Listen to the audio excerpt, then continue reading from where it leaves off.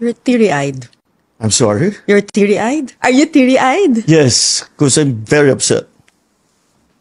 No, because I see people having a hard time. And and they don't deserve it. Mabuti mga kumasamang tao yan. Dapat parusahan. Hindi naman eh. Walang ginawa yan kundi magtrabaho. Kundi mahalin ang pamilya. Ba't mo paparusahan? Para magpayaman ka?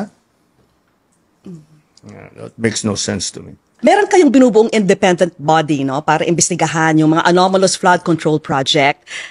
Can you tell us sino yung mga kasama dito sa independent body na ito? Well, what I can tell you is that unang-una, nagbubuo nga tayo ng tinatawag naming independent commission. Wala pang formal name, pero yun ang binubuo namin. Independent commission para imbestigahan ito ang mga lumalabas na anomalya sa mga flood control project.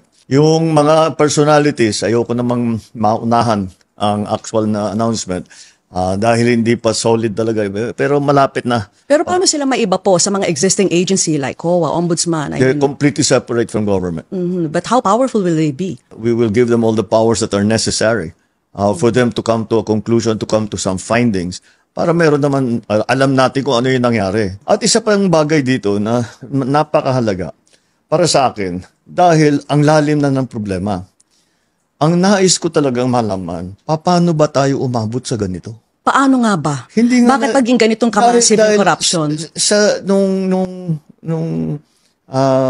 Ako governor, hindi ganito. At bukod pa sa laki ng halaga ng nakukuha ng kung sino-sino na tao na wala namang karapatan na bulsahin ang pera na yan, bukod pa ron ay hindi nila tinatago. Garapala na po. In your words, it's economic sabotage. Kasi ngayon sila walang pakialam. But how did it become that way? Why? This is what I really. So brazen? How did we evolve? How did the system evolve? So it became like this. It did not happen overnight. This happened over many decades. And we have to figure out kung ano ba talaga ang nangyari para hindi na mangyari ulit, to put the safeguards in place, which if it requires legislation, if it requires restructuring the government, lahat yan kailangan natin gawin. Pero kailangan natin malaman kung paano tayo, ako, nasasyak ako, hindi ako makapaniwala na nandito na tayo na ganit na ang gobyerno na... But so many regimes and it just keeps getting worse. So it did. So how did we get here, and what can we do now? Well, I cannot give you a complete answer to how did we get here. The simplistic answer will be, paano tayo nagkaganto? Dahil pinabayaan. And what can we do? What we can do is to find out how this happened, who are the people that are involved, make them answerable for their wrongdoing, and fix the structure so this is not allowable. Okay. That's the word that I think that it became allowable. Okay lang. Yes. Hindi problema yan. Hindi krimen yan. Sige lang. It was normalized. Yeah, it was normalized. People have come to accept this, no? Yes. But to the level na 30% na lang yung naiiwan sa mga proyekto, astounding yun. That's the part that talagang hindi ako makatulog pag iniisip ko. Paano tayo nagkaganto? That's why we're really looking forward to this independent body which you will be forming. Yes. And we're just wondering, how powerful will this body be? Will they be able to even investigate the Congress people, the Senate? They will have the subpoena powers to investigate anything and anyone. Otherwise, then what they will have, sasabihin, may sacred cow na naman, o may pinoproteksyonan dahil kasama sa politika, whatever. Pagka nangyari yun, wala rin kabuluhan yung kanilang investigasyon. Okay, Mr. President, pakiramdam ng marami, talagang nalulunod na po tayo sa korupsyon, no? Sometimes, yung mga ordinaryong mamamayan, medyo we ask ourselves, ano bang magagawa natin? Nag-launch po kayo nitong initiative na pwedeng magsumbong directly sa Pangulo, yung mga gusto magreklamo, no? How effective has this been?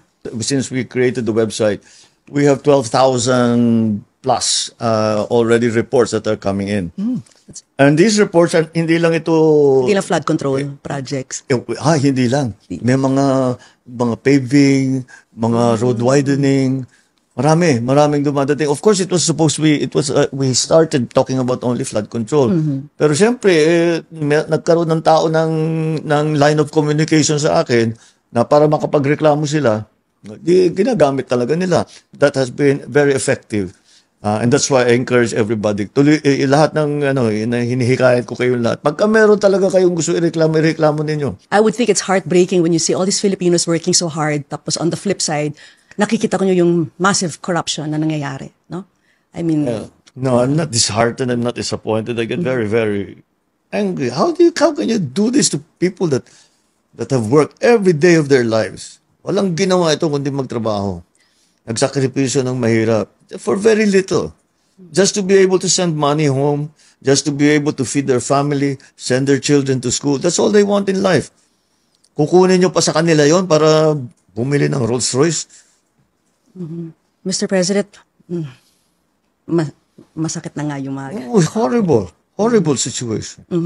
Actually, nasasaktan ako. Pag nakikita ko, pag naririnig ko, may mga nag-a-apply ng Portuguese citizenship, Spanish citizenship, at kung ano-ano pa, no? Parang, I guess, sometimes people are feeling hopeless when they see the massive corruption and, but what would you like to tell them? There's hope. Have hope. We've seen all of what people are complaining about or having to live with. Yung kailangan ninyong pagtsagaan, pagtiisan, na araw-araw niya mga buhay. Alam namin yun. At lahat ng aming gawin, na kayang gawin, ginagawa namin. Pero yun na ngayon, babalik na naman ako doon sa nasabi ko kanina, na ang lalim ng kalawang, ang lalim ng bulok. They keep saying, how about if these are your friends? How about if these are your kaalyado? I said, what can you do? And I said, we're making an omelet. We're going to have to break some eggs. There's just no way around it. Even if they're relatives as well. Well, who's more important? Your friend? Your political supporter? Or every single ordinary Filipino citizen? Who's more important? To me, it's the Filipino citizen. Nobody is more important than Filipinos. Nobody, not one person is more important. Not me, not anybody is more important. Whatever it is that's going to be good for Filipinos, you sacrifice that for the Filipinos. That's what being a good Filipino means. You make sacrifices for the country. You make sacrifices for your people. You're teary-eyed. Yes, because I'm very upset. No, because I see people having a hard time. And and they don't deserve it. Mabuti ba kung masamang tao yan? Dapat parusahan. Hindi naman eh. Walang ginawa yan kundi magtrabaho. Kundi mahalin ang pamilya. Ba't mo paparusahan? Para magpayaman ka? That makes no sense to me. So dami ng sakit ang ulo nyo po. Do you ever regret being president? No. Not for You didn't even pause to think. Not for one moment. Why? Because I am given the opportunity to the privilege, the opportunity and the chance to actually do something. All of the things that I complained about all my life, now I can do something about them. And that is the greatest privilege that anyone can be granted. So no, I don't regret.